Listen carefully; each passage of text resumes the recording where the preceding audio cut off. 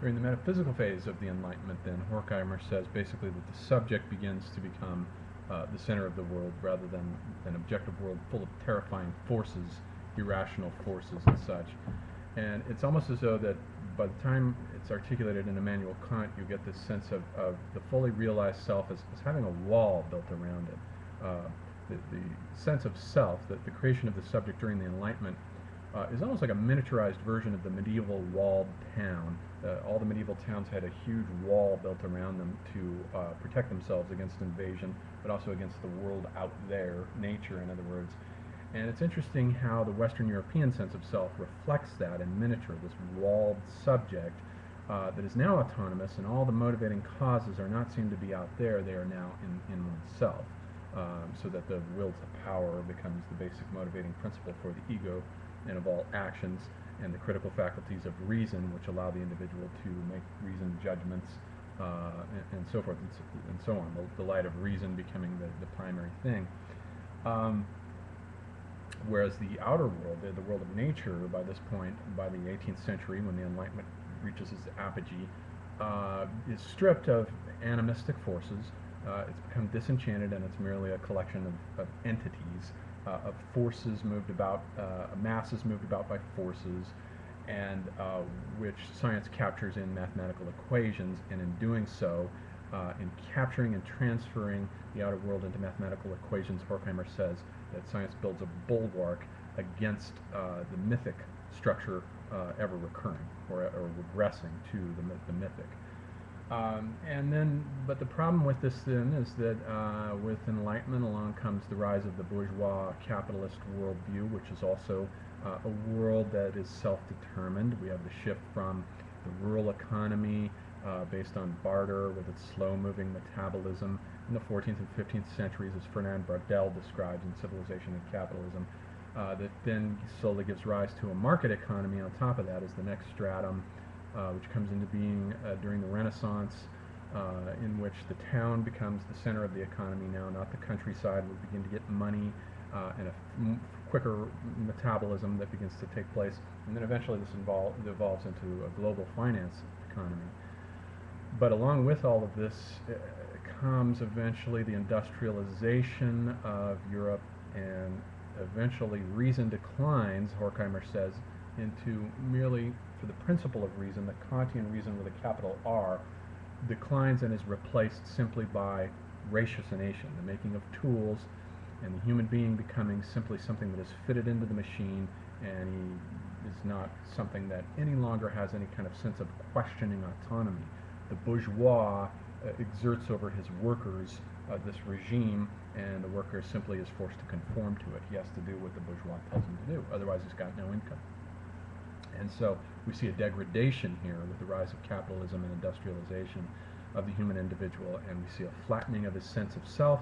The machine robs him of that element which truly the Enlightenment had bequeathed to him, a sense of true individuality, and brings to the fore merely the species character of the human individual. The individual simply becomes an example of the human species and doesn't become an exemplar of the great myth of the Enlightenment. And that's how that first essay more or less ends, with this decline of the Enlightenment into this degradation of the human as a tool of the capitalist mega-machine.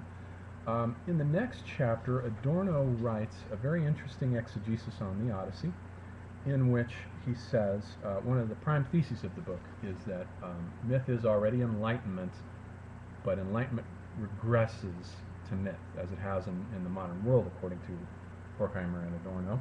And in this essay we can begin to see what he's talking about, that enlightenment is already pregnant in certain myths and certain aspects of certain myths. And particularly in Homer's version of the Odyssey, Adorno is going to say that the Odyssey bears the struggle between what he says is epic versus myth, which is the struggle between enlightenment versus myth, the irrational versus the rational. And he says we can already see here, his reading of the Odyssey is basically that the mythic elements in the Homeric worldview are already beginning to recede into the background. With Odysseus, Adorno will say we have this idea of the human individual. We can already see the beginnings of the stabilization of the Western ego with Odysseus that will eventually lead to the Cartesian cogito and the Kantian self, the Kantian transcendental unity of apperception, the ego, basically.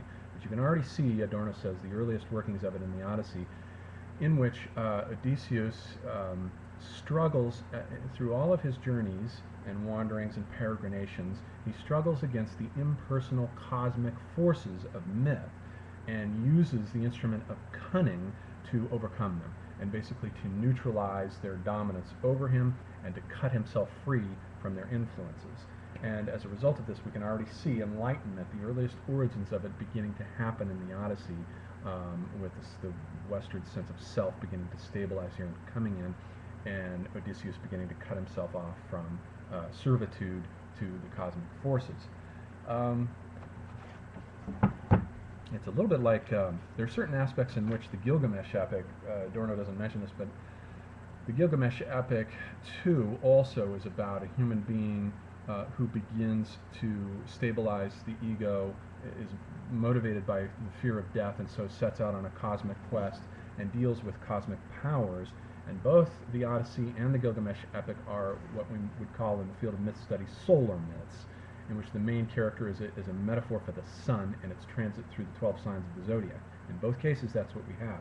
And it's more evident in Gilgamesh in his journeys through the zodiac. But Gilgamesh ends in defeat.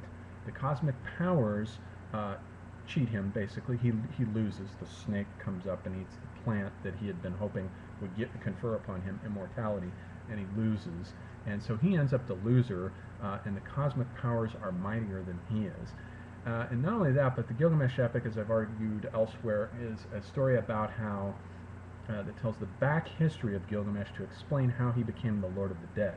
Because Gilgamesh became the judge of the dead in the underworld, and every Mesopotamian knew about this. And the epic was written, in my opinion, by a Babylonian scribe to explain how he became eligible to become the Lord of the Dead. So he ends up by being absorbed into the cosmic powers. He doesn't defeat them, he's absorbed into them. In the Odyssey, on the other hand, which may have preserved some influences from the Gilgamesh epic. Robert Graves believed that it did, but it's not clear. But Odysseus is a solar hero, and we know this because his wife Penelope is the moon. She is constantly weaving and unweaving, and weaving and unweaving. Same thing the moon does on a monthly basis. And he has gone forth, and he's been gone, by the time at the end of the Odyssey completes, he's been gone for 19 years, which is an astronomical cycle called a metonic cycle, in which every 19 years the sun and the moon come back to a certain position in the sky relative to each other. So he is in the role of the sun, there's no question about it, and he is going through a modified version of the zodiac. But in contrast to Gilgamesh, he makes use of a certain humanistic cunning that enables him to defeat the cosmic powers, to cut himself away from them, and to achieve victory in the end of the epic, which has the exact opposite ending to the Gilgamesh epic, and which sets the West, I think Adorno is correct here, it sets the West up for the eventual coming of Enlightenment, in which, for the West, in the humanistic tradition, it will be the human individual that counts and matters and dictates to the gods first, then to the cosmos. This is why Joseph Campbell said that the great symbol of the West is Prometheus. The Prometheus is the one who, in Aeschylus's Prometheus Unbound, defies the will of the gods. He says, I care nothing for Zeus. Let him do as he likes. That's the Western attitude to the cosmos. We are anti-authoritarian to the marrow, and we defy the cosmic powers, and it is the human who is the axial center of the cosmos in the Western tradition, not the gods, not the cosmos. So the Odyssey is setting us up for this and preparing us for that, whereas Joseph Campbell, to continue his points, had said that in the Levant the prime symbol was Job, and this is the prime symbol that applies to Levantine man, whether we're talking about the Jewish or the Christian or the Islamic worldview. The human individual must submit to the cosmic powers, just as Gilgamesh ultimately has to submit, although he's rewarded, of course, by becoming king of the dead. The individual has to submit to the cosmic power, which in this case just radiates from God. In India, the prime symbol then is Buddha, there, the one whose eyes are closed and who takes control over his own destiny through meditation, which actually enables him to become even more powerful than the gods. since once the individual has acquired the ability through meditation and yoga to manipulate and master and harness his own consciousness, he can conjure forth the gods at will through the storing up of tapas, heat, and through the accumulation of boons, which over so many years he can then use as a kind of stored up energy that he can use to call down gods to make them do favors for him.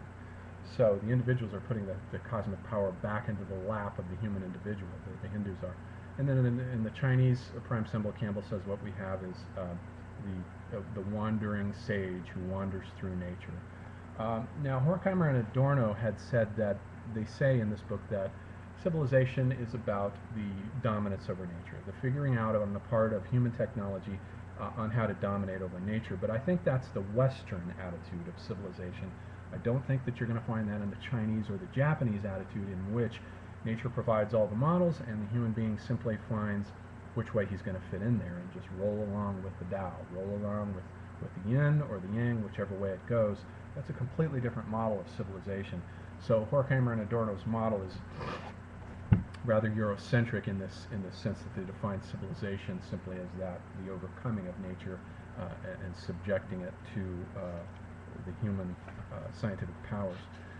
But to get back to Adorno's analysis of the Odyssey then, he then sees the whole story of Odysseus and his dealing with the gods as an overcoming of myth. So he sees this as a manifestation of already of the Enlightenment.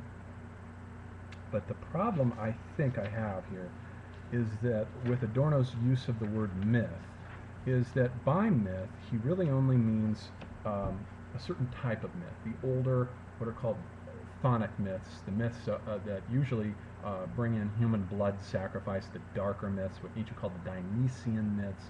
It does seem to occur to him, very much anyway, that the Apollonian stratum of myths that the Homeric world represents, I mean, he does mention this, but it doesn't seem to underline it enough to my satisfaction, since he seems to just equate myth with irrationalism, period.